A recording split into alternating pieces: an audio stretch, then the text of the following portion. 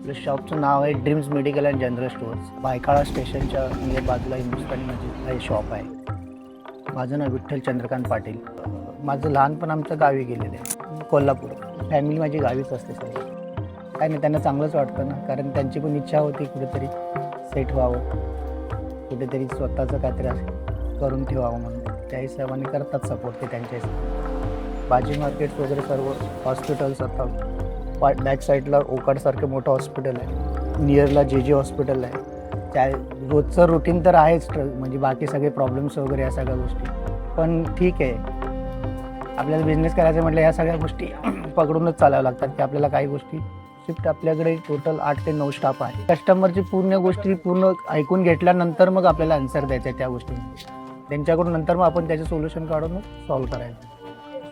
हो, आता कसं कधी कधी काय असतं, काही इंजेक्शन्स असतात, काही टॅबलेट्स असतात जी पेशंटला कुठेच अवेलेबल होत नाहीत. अशी गोष्ट आपण 1-2 पेशंटला अशा अवेलेबल करून दिल्या होत्या.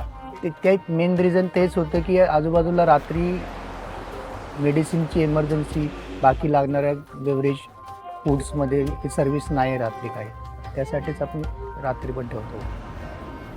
एक रिझन असं आहे की लोकांची जी रिक्वायरमेंट आहे या प्लेसला, या लोकेशनला, ती टोटल आम्ही फुलफिल करतो.